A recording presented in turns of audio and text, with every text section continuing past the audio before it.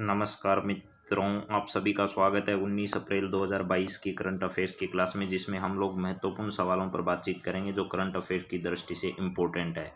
तो बिना किसी देरी की शुरुआत करते हैं। टेलीग्राम लिंक आपको यहाँ पर रियल न्यूज़ के नाम से दिया गया है। फिर भी नहीं मिले तो व्हाट्सअप नंबर जो दिए गए इन पर आप PDF लिखकर मैसेज कर दीजिएगा व्हाट्सअप, तो आपको लिंक प्राप्त हो जाएगा। चलिए आज की सवाल की बातचीत करते हैं। पहला सवाल आपकी स्क्रीन पर क्या है, जरा देखिएगा।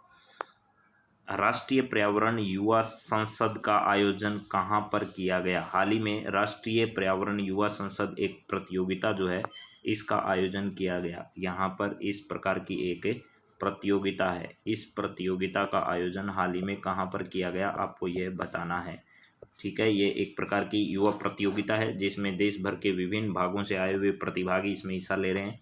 तो राष्ट्रीय युवा संसद का जो कार्यक्रम है ये लोकसभा जो है, लोकसभा के हमारे अध्यक्ष ओम बिरला जी के नेतृत्व में कह दीजिए या उनकी अध्यक्षता में इस प्रकार के कार्यक्रम जो हैं उनको संपन्न किया गया। और यह जो है संसद भवन दिल्ली में ही इस कार्यक्रम का आयोजन किया गया। तो हाल ही में राष्ट्रीय पर्यावरण युवा संसद का आयोजन जो है वो दिल्ली में ही किया गया था। तो ये ध्यान रखना, राष्ट्रीय पर्यावरण युवा संसद, इसमें ओम बिरला जी जो हमारे हैं लोकसभा अध्यक्ष, उन्होंने इसमें भाग भी लिया। ओम बिरला जो है उन्होंने इसमें भाग लिया और देश के जो युवा हैं उन युवाओं को पर्यावरण के प्रति जागरूक रहने के लिए और इस दिशा में नए जो इनोवेशन है वो करने के दिशा में भी प्रयास करने के बारे में कहा था इन्होंने। तो चलिए ज़रा उसकी इमेज आपको दिखाते हैं। ये देखिएगा, आपके सामने है, पूरी इमेज देख लीजिएगा। ओम बिरला जी ने कहा कि जलवायु संरक्षण के लिए बनाए कार्य योजना। लोकसभा अध्यक्ष ओम बिरला ने जो है वो मानवता की भलाई के लिए पर्यावरण की सुरक्षा जरूरी है, इस विषय में बातचीत की। तो इस पूरे कार्यक्रम का आयोजन जो है वो कहाँ पर किया गया था, दिल्ली में किया गया था। ये भी आप लोग ध्यान रखिएगा। तो चलिए अगली बातचीत करते हैं। अगला सवाल आपकी स्क्रीन पर क्या है, जरा देखिए। यहाँ पर अगला सवाल है मित्रों, 1 जुलाई 2022 से 300 यूनिट मुफ्त बिजली उपलब्ध कराने की घोषणा करने वाला देश का कौन सा राज्य है जिसने इस प्रकार की घोषणा की है कि भाई हम हमारे राज्य के नागरिकों को 300 यूनिट जो है वो मुफ्त बिजली उपलब्ध कराएंगे? राजस्थान ने 50 यूनिट की बात कही है। राजस्थान ने कितनी यूनिट? 50 यूनिट, और इसके बाद में जो है वो विशेष प्रकार की छूट प्रदान करने की बात। पंजाब वो राज्य है जहां पर आम आदमी पार्टी, जो आप पार्टी है, उसकी सरकार बनी है और भगवंत मान जो है इनके नेतृत्व में इस प्रकार की घोषणा अभी हाल ही में की गई है कि भाई आने वाले समय में हम पंजाब में जो है वो 1 जुलाई से 300 यूनिट मुफ्त बिजली उपलब्ध करवाने वाले हैं। तो ऐसा सही जवाब जो है वो पंजाब राज्य को लेकर आया है और वहाँ आम आदमी पार्टी की पहली बार सरकार बनी है और पहली बार जो है वो यहाँ पर मुख्यमंत्री जो है वो कौन बने हैं, भगवंत मान बने हैं। और आम आदमी पार्टी जो है इसके सुप्रीमो आपको पता ही है भाई साहब, केजरीवाल जी हैं। केजरीवाल जो हैं वो इसके क्या हैं भैया, सुप्रीमो हैं। तो ये बात भी आप लोग ध्यान रखिएगा। राजस्थान जो है इसने 50 यूनिट बिजली मुफ्त देने की बात बजट में घोषणा में की थी। तो देखते हैं कितने लोगों को ये मुफ्त मिल पाती है और इसके बाद जो है वो 100-150 इस यूनिट के हिसाब से फिर विशेष प्रकार की छूट जो है वो भी प्रदान की जाएगी राजस्थान में। चलिए ज़रा पंजाब के बारे में देख लीजिएगा आप लोग। यहाँ पर पंजाब आपका है, ये रहा। तो ये पाकिस्तान के साथ अंतर्राष्ट्रीय सीमा बनाता है, इसमें तो कोई दो राय नहीं, आप लोग सब जानते होंगे। पाकिस्तान के साथ अंतर्राष्ट्रीय सीमा साझा करता है। चंडीगढ़ जो है वो पंजाब और हरियाणा की संयुक्त राजधानी है। हिमाचल प्रदेश के साथ प्लस इसके साथ साथ जम्मू जो है इसके साथ सीमा लगती है, हरियाणा के साथ इसकी सीमा लगती है और राजस्थान के साथ खैर ये सीमा बनाता ही है। तो पाकिस्तान के साथ अंतर्राष्ट्रीय सीमा राजस्थान, हरियाणा, हिमाचल प्रदेश और जम्मू कश्मीर केंद्र शासित प्रदेश के साथ सीमा बनाता है कौन? पंजाब। तो अंतर्राष्ट्रीय सीमा पाकिस्तान के साथ, यानी अंतर्राष्ट्रीय सीमा किसके साथ? पाकिस्तान के साथ। ठीक है, पाक के साथ इसकी अंतर्राष्ट्रीय सीमा लगती है। इसके अलावा राजस्थान के साथ, राजस्थान के अलावा हरियाणा के साथ, हरियाणा के अलावा हिमाचल प्रदेश के साथ और हिमाचल प्रदेश के अलावा एक यूटी जो आपका है जम्मू एंड कश्मीर, उसके साथ सीमा बनाता है। और चंडीगढ़ यहाँ की राजधानी है, मुख्यमंत्री यहाँ के बता दिए। चलिए अगले सवाल पर बढ़ते हैं। अगला सवाल क्या है, जरा देखिए। प्रविंदर जगन्नाथ किस देश के प्रधानमंत्री जो भारत दौरे पर आए हैं? आपको पता होगा भारत पर लगातार जो है वो विदेशी जो मेहमान हैं उनका आना जाना लगातार जारी है। और प्रविंदर जगन्नाथ जो हैं इनकी हाल ही में जो है वो ज़्यादा वैश्विक स्तर पर भूमिका नहीं है, लेकिन उसके बावजूद भी वो भारत के साथ अच्छे संबंध इनके रहे हैं। तो मॉरिशस के प्रधानमंत्री हैं वो अभी कहाँ रहे हैं, भारत दौरे पर आए हैं। पाकिस्तान में आपको पता है नई सरकार जो है वो बन चुकी है पाकिस्तान में। और इसके अलावा मेरे दोस्तों श्रीलंका में हालत ख़राब है, यहाँ पर आर्थिक संकट जो है वो उससे जूझ रहे हैं। और नेपाल के दउआ साहब अभी बहादुर दउआ जी अभी भारत दौरे पर आके गए हैं।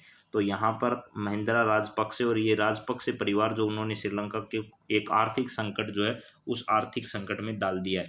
पाकिस्तान जो है यहाँ पर नए नए अभी हाल ही में जो है वो इमरान सरकार गई है और नई सरकार जो है वो अभी शाहबाज शरीफ के नेतृत्व में आई है। तो शाहबाज शरीफ पाकिस्तान के नए प्रधानमंत्री हैं, ये भी आपको ध्यान रखना है। पाकिस्तान के कौन है भैया? शाहबाज शरीफ है। शाहबाज शरीफ साहब जो हैं वो नए यहाँ के क्या हैं? प्रधानमंत्री बने हैं। तो इसका सही जवाब जो है वो क्या होगा? मॉरिशस होगा। और नेपाल के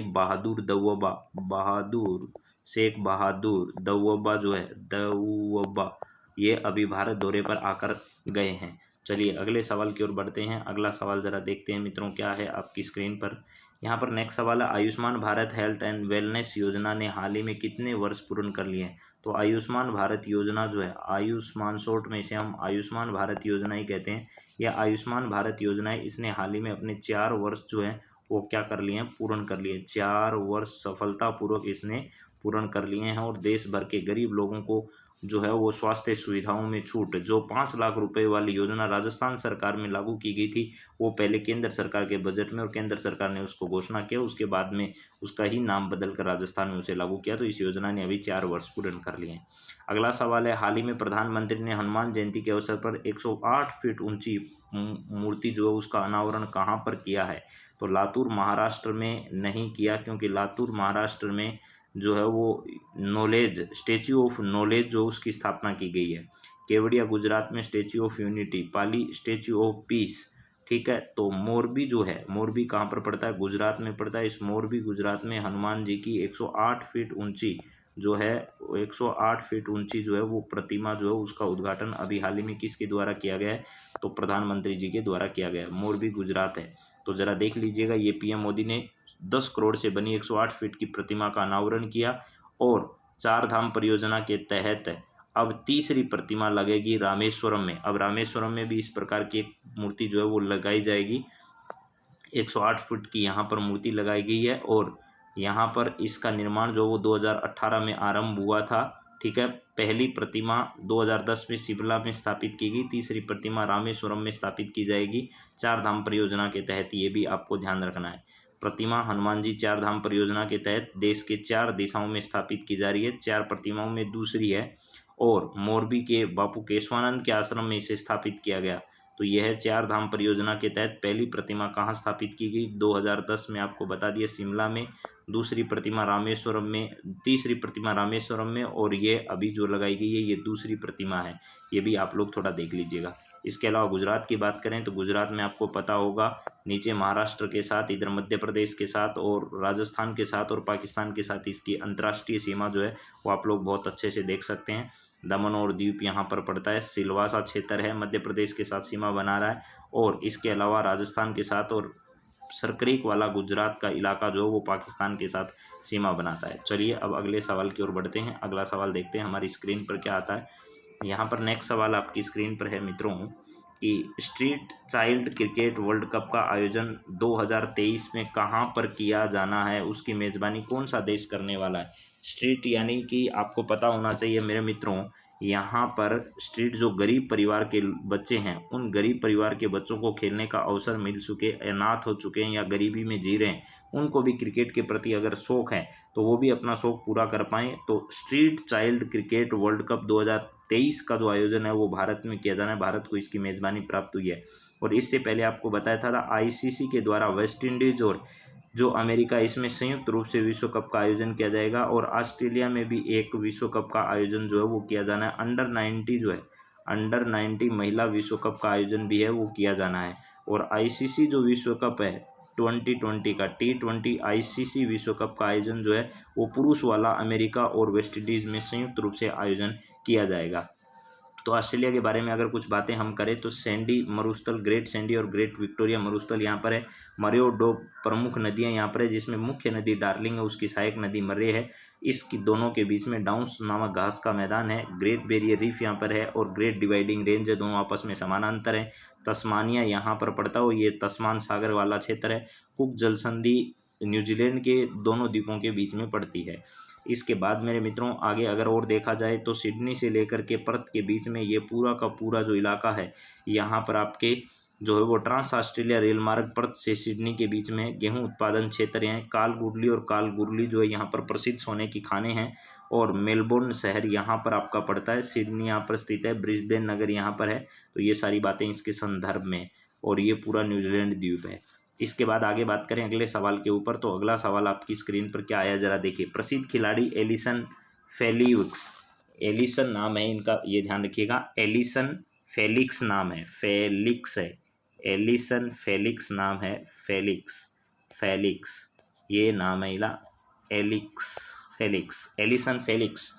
तो इन्होंने अभी इसी वर्ष के अंत में संन्यास लेने की घोषणा की। तो इनका संबंध किस खेल से रहा है? तो दुनिया की प्रसिद्ध प्राप्त एथलीट खिलाड़ी जो है वो एलिना फेलिक्स है, जिसने इस वर्ष के अंत तक जो है वो क्या कर दिया है, अपने संन्यास की घोषणा कर दी। और आपको पता होगा ओलंपिक में इन्होंने 7 स्वर्ण पदक तक जीते हैं। ओलंपिक में 7 स्वर्ण पदक जो हैं वो इन्होंने क्या किए हैं, प्राप्त किए हैं। तो प्रसिद्ध एथलीट खिलाड़ी है ये कौन? एलिसन फेलिक्स, एलिसन फेलिक्स है, जिन्होंने संन्यास की घोषणा की। इनका संबंध किस खेल से है? तो एथलेटिक्स खिलाड़ी है। दुनिया की जानी मानी एथलेटिक्स खिलाड़ियों में इनका नाम गिरा जाता है। भारतीय हॉकी टीम की हाई परफॉर्म निर्देशक अभी हाल ही में किसे बनाया गया? हाई परफॉर्मेंस निर्देशक जो है वो अभी हाल ही में किसे बनाया गया? डेविड जॉन को, हरमप्रीत कौर को, मेजर ध्यानचंद को, PR श्रीजेश को। तो इसमें डेविड जॉन जो है इनको भारतीय हॉकी टीम जो है उस हॉकी टीम के क्या बनाए गए मेरे मित्रों? भारतीय हॉकी टीम के हाई परफॉर्मेंस निदेशक के तौर पर इन्हें नियुक्त किया गया। तो डेविड जॉन जरूर ध्यान रखिएगा, डेविड जॉन। इसके बाद अगला सवाल है मित्रों, केंद्रीय मंत्री अनुराग ठाकुर ने 40वें हुनर हाट का उद्घाटन हाल ही में कहाँ पर किया है? तो मुंबई में अभी हाल ही में इस प्रकार के 40वें हुनर हाट का आयोजन, इसका आयोजन जो है वो अल्पसंख्यक मामलों का मंत्रालय करता है। अल्पसंख्यक जो मामलों के मंत्रालय है, अल्पसंख्यक मंत्रालय जो है वो अल्पसंख्यक मामलों का मंत्रालय इसका आयोजन करता है, जिसके मंत्री मुख्तार अब्बास नकवी हैं, उनके द्वारा इसका आयोजन किया जाता है। तो 40वें हुनर हाट का आयोजन जो वो मुंबई में हाल ही में किया गया और उसका उद्घाटन किसने किया? अनुराग ठाकुर के द्वारा, जो कि आपको पता है युवा एवं खेल मंत्रालय के मंत्री और सूचना आप प्रसारण मंत्रालय के मंत्री भी हैं। अब देखिए इसके बारे में अगर और बातचीत हम लोग करें तो हाल ही में मुंबई में हुनर हाट 40वें संस्करण का उद्घाटन किया गया और इस संस्करण में 31 राज्यों और केंद्र शासित प्रदेशों से 1000 से अधिक शिल्पकारी और कारीगरों ने भाग लिया। हुनर हाट क्या चीज़ है? वर्तमान वैश्विक प्रतिस्पर्धा में हुनर हाट की अवधारणा देश की कला और शिल्प की पुश्तैनी विरासत की रक्षा, उसे आगे बढ़ावा देने, पारंपरिक कारीगरों और शिल्पकारों का समर्थन करने के लिए प्रस्तुत की गई है। हुनर हाट प्रदर्शनी में वे चुने गए कारीगर शामिल होते हैं जिनके पूर्वज इस तरह के पारंपरिक हस्त निर्मित कारों में शामिल थे और अभी भी इस पेशे से संलग्न है, यानी जिनके परिवार में पुश्तैनी कामकाज है, इस प्रकार के कला के जो माहिर लोग हैं उनको इसमें शामिल किया जाता है। इसकी थीम वोकल फॉर लोकल या बेस्ट फ्रॉम वेस्ट है, यानी कचरे से बेस्ट चीज़ कैसे बनाई जा सकती है, ये इसकी मुख्य विषय है, थीम है। इसका मुख्य बात उद्देश्य की करें तो कारीगरों और शिल्पकारों और पारंपरिक पाकशाला विशेषज्ञों को बाजार पर तक पहुंच प्रदान करने हेतु, रोजगार के अवसर उपलब्ध करवाने हेतु, शिल्पकारों और बुनकर जो कारीगर हैं उनको कौशल प्रदान करने के लिए, उनकी आय सुधारने के लिए इनका आयोजन किया जाता है।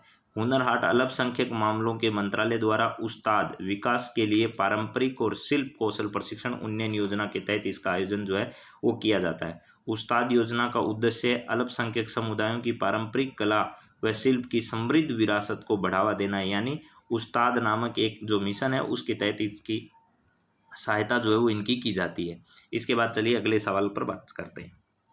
नेक्स्ट सवाल मित्रों जो है, भारतीय जूनियर टीम ने डेविस टेनिस टूर्नामेंट जिसका आयोजन दिल्ली में किया गया, किसको हराकर इसमें अपनी जीत दर्ज की है? भारतीय टीम के द्वारा ऐसी जीत दर्ज की गई है, तो इसमें कौन रहा जरा बताइए उपविजेता? तो भारत ने जापान को हराकर इसमें क्या किया? जीत हासिल की है। जापान इसमें उपविजेता रहा है। उपविजेता कौन रहा? जापान रहा, जापान को हराकर। इसमें तीसरा स्थान जो है वो ऑस्ट्रेलिया ने स्थान प्राप्त किया है। तो इसमें दोबारा सुन लीजिए, भारतीय जूनियर टीम है डेविस टेनिस टूर्नामेंट जो है वो जीता, किसको हराकर? जापान को हराकर इसको जीता है। तो ये बात भी आपको ध्यान रखना है मेरे मित्रों। तो चलिए, इसमें ऐसा सवाल आपके सामने आए तो जापान इसका सही जवाब होगा, जिसमें एशियन जो ओसेनिया क्वालिफाइंग है उसके लिए ये प्रतियोगिता का आयोजन किया गया था। और इसके अलावा एक बात ध्यान रखना, कॉमनवेल्थ 2026 का आयोजन जो है वो विक्टोरिया ऑस्ट्रेलिया में किया जाएगा। बर्मिंघम में 2022 के कॉमनवेल्थ गेम्स का आयोजन होगा। कॉमनवेल्थ गेम्स से तीरंदाजी, निशानेबाजी, कुश्ती जैसी प्रतियोगिता जो है इनको बाहर कर दिया गया है मेरे मित्रों। और ग्रैमी पुरस्कार के बारे में भी आप ध्यान रखना, रिकी केज और फाल्गुनी को प्रदान किया गया था। इसके बाद कुछ महत्वपूर्ण सवालों की बात और अगर हम लोग करें तो महाराष्ट्र प्रवासन ट्रैकिंग प्रणाली है, ये नई एक विशेष प्रकार की प्रणाली है जो कि इस प्रकार के लोग जो एमटीएस परियोजनाओं की परिकल्पना, प्रवासी लाभार्थियों को टीकाकरण, पोषण, आपूर्ति, जो प्रवासी लोग हैं उनकी सही दिशा में उनको लाभ मिल सके, इसके लिए ट्रैकिंग सिस्टम जो है वो किसके द्वारा? महाराष्ट्र सरकार के द्वारा इसे शुरू किया गया है। चलिए नेक्स्ट जरा देखिए क्या है। विश्व कला दिवस ये बता दिया 15 अप्रैल को। विश्व कला दिवस जो है वो नहीं बताया, तो एक बार फिर सुन लो। कला दिवस जो है वो 15 अप्रैल को क्या किया जाता है? मनाया जाता है। ये प्रतिवर्ष जो है वो आपको पता होगा 15 अप्रैल 1452 में इटली के महान चित्रकार लियोनार्डो दा विंची की जयंती के अवसर पर यह जो है वो इसका आयोजन किया जाता है।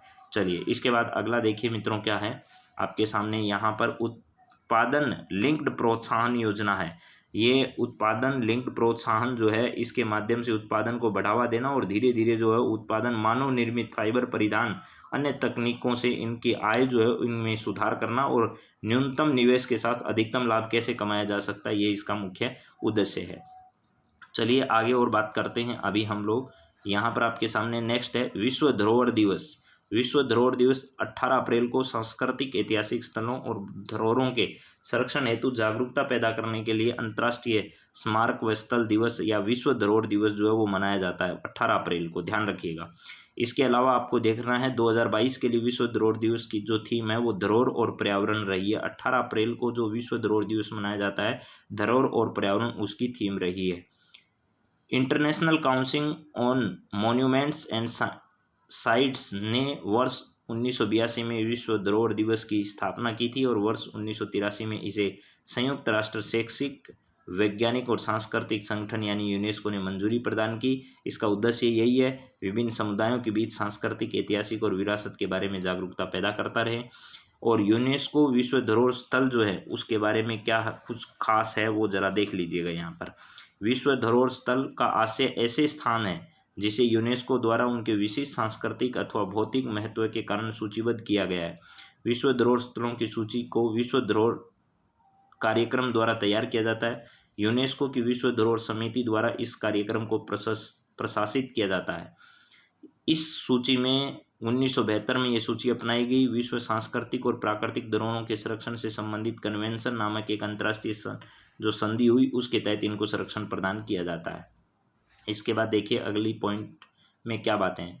यूनेस्को के विश्व धरोहर स्थल जो हैं उनके बारे में मैंने बता दिया कि 1972 से ये सब अपनाए जा रहे हैं। प्लस आपके लिए इम्पोर्टेंट बात है, भारत के विश्व धरोहर स्थल कितने हो चुके हैं? तो वर्तमान में 38 विश्व धरोहर स्थल हैं, 30 सांस्कृतिक श्रेणी में हैं और 7 प्राकृतिक श्रेणी में हैं। इसके अलावा प्राकृतिक श्रेणी में बात की जाए तो काजीरंगा, मानस, नंदा देवी और राष्ट्रीय उद्यान इसमें शामिल है।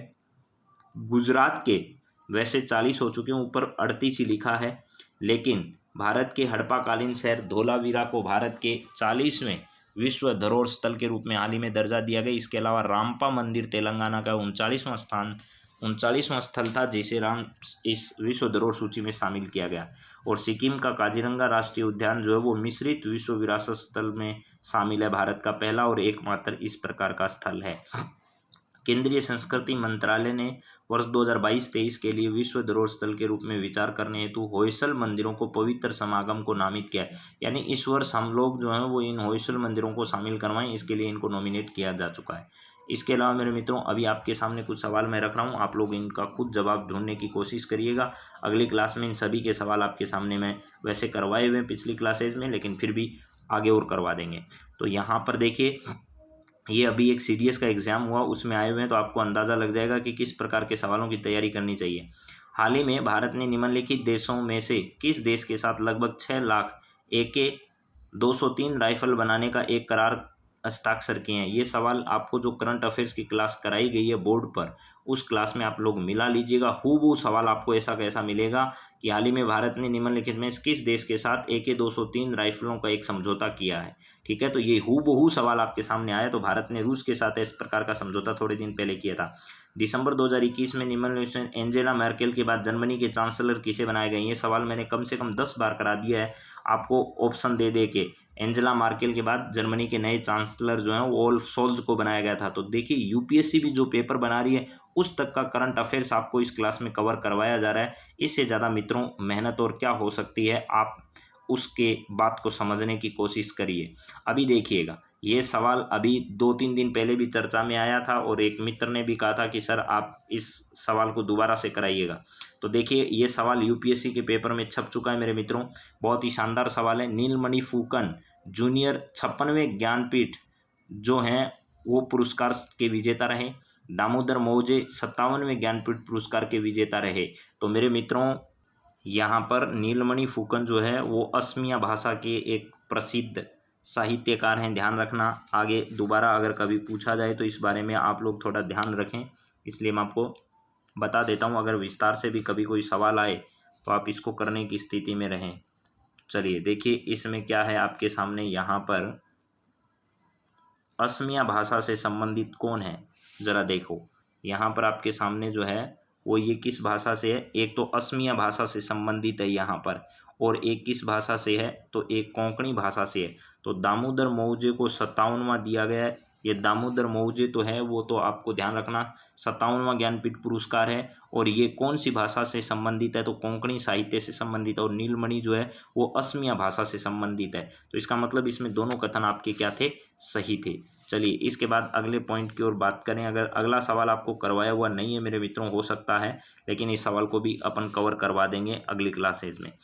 अनिल मेनन के बारे में निम्नलिखित कथनों में से कौन सा एक सही है? वह एक इंजीनियर है जिन्होंने जैविक कृषि में क्रांति लाई, और ये UN शांति रक्षक मिशन में चुने गए एक राजनयिक हैं। ये भी कराया हुआ आपको सवाल। यह वह अंतरिक्ष यात्री बने जिनके लिए नासा द्वारा चुने गए। अनिल मेनन का नाम आपको बताया गया था, एक स्टार फुटबॉलर खिलाड़ी है। तो इस सवाल का जवाब मुझे ज़रूर कमेंट बॉक्स में देने की कोशिश करें। ये सवाल मैंने 100% मुझे याद है, मैंने फ़ोटो दिखाकर भी आपको करवाया था, और न्यूज़पेपर की कटिंग जो है वो भी आपको दिखाई थी कि अनिल मेनन वो व्यक्ति हैं जिनका चुनाव किसके लिए किया गया है। तो ज़रूर इस सवाल का अगर आप जवाब दे पाए तो मुझे बेहद खुशी होगी कि आप लोगों ने बातें शांति से मेरी सुनी है। चलिए अब बातचीत करते हैं, कुछ परीक्षाओं में आए हुए महत्वपूर्ण सवाल जो हैं उनको लेकर भी बातचीत आपके सामने रखते हैं। चलिए पहला सवाल ज़रा देखिएगा क्या है मित्रों, यहाँ पर ध्यान से पढ़िए। आज से राजनीतिक विज्ञान जो है उसके महत्वपूर्ण सवाल मैंने इसमें लिए हैं। BR अम्बेडकर और महात्मा गांधी के मध्य हुए 1932 में पूना समझौते के प्रावधान निम्न में से कौन सा सत्य है? भारत के लिए डोमिनियन स्थिति बनाए जाने का, मुसलमानों के लिए पृथक निर्वाचन क्षेत्र का, हरिजनों के लिए पृथक निर्वाचन क्षेत्र, यानी पृथक निर्वाचन व्यवस्था की तो समाप्त किया जाए, हरिजनों के लिए जो पृथक निर्वाचन व्यवस्था थी उसको समाप्त करने के लेकर था। तो हरिजन आरक्षण सहित संयुक्त जो आपकी निर्वाचन क्षेत्र है उनको लेकर ये दोनों के बीच में एक समझौता हुआ था, जिसे हम क्या कहते हैं? पूना समझौता कहते हैं, या पूना पैक्ट के नाम से जानते हैं। ये 1932 में पूना पैक्ट हुआ था। किस किस के बीच में? महात्मा गांधी और BR अम्बेडकर के बीच में। हरिजनों के लिए आरक्षण सहित संयुक्त निर्वाचन क्षेत्र, पृथक नहीं, पृथक व्यवस्था तो होनी थी, गोलमेज सम्मेलन इसीलिए असफल हो गया, तो बाद में भारत आकर इस प्रकार का समझौता हुआ। निम्नलिखित में से किस अधिनियम द्वारा भारत के गवर्नर जनरल को अध्यादेश जारी करने की शक्ति प्रदान की गई थी? अध्यादेश जारी करने की शक्ति गवर्नर जनरल को 1861 के भारत परिषद अधिनियम के द्वारा प्रदान की गई थी। भारत परिषद अधिनियम 1861 के तहत प्रदान की गई। इसके बाद अगला सवाल देखिएगा क्या है। रेगुलेटिंग एक्ट कब पारित हुआ? रेगुलेट करना किसी चीज़ को तो 1773 में रेगुलेटिंग एक्ट जो है वो आपको पता ही होगा। 1773 का रेगुलेटिंग एक्ट जो है वो सबको याद है ही। रेगुलेट करने के लिए इस प्रकार भारत में कंपनी के जो नियम है, कंपनी किस प्रकार भारतीय जो है वो व्यापार को चलाए, इसके लिए भारत के गवर्नर जनरल को किस एक्ट के द्वारा अपनी समिति के निर्णय को अस्वीकार करने का अधिकार दिया गया? अपनी समिति जो भी निर्णय ले उस समिति के निर्णयों को अस्वीकार करने का अधिकार जो है वो किसके द्वारा दिया गया? तो 1786 अमेंडमेंट एक्ट जो है इसके द्वारा यह अधिकार जो है वो प्रदान किया गया था गवर्नर जनरल को। इसके बाद अगला सवाल है मित्रों, महारानी विक्टोरिया को भारत की सम्राज्ञी कब नियुक्त किया गया? तो 1857 का जो विद्रोह हुआ उस विद्रोह के बाद में 1858 में आपको पता होगा क्या कर दिया गया था, महारानी ने सब कुछ ये कंपनी का जो है वो राज्य तो समाप्त कर दिया और स्वयं के हाथ में ले लिया। तो 1858 इसका सही जवाब होगा। इसके बाद अगला सवाल है, मार्ले मिंटो सुधार का उद्देश्य क्या था? मार्ले मिंटो सुधार का उद्देश्य क्या था? पृथक निर्वाचन प्रणाली, भारतीयों की भागीदारी बढ़ाना, युद्ध में सहयोग हेतु तैयार करना, पूर्ण स्वतंत्रता देना। तो मार्ले मिंटो सुधार अधिनियम जो था उसकी मुख्य बातों को अगर देखा जाए तो पृथक निर्वाचन प्रणाली ही वो चाहते थे। तो पृथक निर्वाचन प्रणाली ही सुधार करना। मार्ले मिंटो सुधार आपको पता होगा 1909 में आया था। 1909 का मार्ले मिंटो सुधार है और पृथक निर्वाचन प्रणाली ही उसका एकमात्र उद्देश्य था। इसके बाद है 1909 के इंडियन काउंसिल एक्ट में किस बात की व्यवस्था की गई थी? द्वैध शासन प्रणाली की, सांप्रदायिक प्रतिनिधित्व की, संघीय व्यवस्था की और प्रांतीय व्यवस्था की। तो इनमें किसकी व्यवस्था की गई थी बताइए ज़रा आप लोग सभी कि भैया 1909 में इंडियन जो एक्ट आया था काउंसिल एक्ट उसमें सांप्रदायिक प्रतिनिधित्व की जो व्यवस्था थी उस सांप्रदायिक प्रतिनिधित्व की व्यवस्था का जो मुख्य उद्देश्य रहा था। तो सांप्रदायिक प्रतिनिधित्व की व्यवस्था जो है इसके तहत की गई थी। चलिए इसके बाद अगला सवाल है, मॉन्टेग्यू चेम्सफोर्ड सुधार में प्रावधानों का सार क्या था? क्या चाहते थे मॉन्टेग्यू चेम्सफोर्ड सुधार अधिनियम में? मॉन्टेग्यू चेम्सफोर्ड सुधार अधिनियम आपको पता होगा 1919 का है मेरे मित्रों। कब का है? 1919 का है। और 1919 में क्या किया गया था? प्रांतों में दोहरा शासन लगाया था। कब? प्रांतों में दोहरा शासन 1919 के एक्ट के तहत लगाया था, जो 1935 के एक्ट के तहत क्या कर दिया? प्रांतों से हटाकर केंद्र में कर दिया गया। तो प्रांतों में दोहरा शासन व्यवस्था जो है इसके माध्यम से शुरू की गई। अगला सवाल देखिए, 1946 का कैबिनेट मिशन 3 मंत्रियों से गठित था। निम्नलिखित में से कौन इसका सदस्य नहीं था? लॉर्ड पैट्रिक लॉरेंस थे, एवी अलेक्जेंडर थे और सर स्टेफोर्ड क्रिप्स थे, लेकिन लॉर्ड एम्ब्री जो है वो इसके सदस्य नहीं थे। तो लॉर्ड एम्ब्री इसका सही जवाब हो जाएगा। चलिए अगला सवाल आपके सामने है, कैबिनेट मिशन योजना के विषय में कौन सा सही नहीं है? प्रांतीय समूहीकरण, भारतीय सदस्यों वाला एक अंतरिम मंत्रिमंडल, पाकिस्तान की स्वीकृति और संविधान निर्माण का अधिकार। इनमें से कौन सा जो है वो आपका सही जवाब है? आपको दिया गया कैबिनेट मिशन योजना के विषय में कौन सा सही नहीं है? प्रांतीय समूहीकरण, भारतीय सदस्यों का अंतिम मंत्रिमंडल में शामिल किया जाना, इनमें से कौन सा नहीं है? तो पाकिस्तान की स्वीकृति जो है वो इससे संबंधित नहीं है भैया।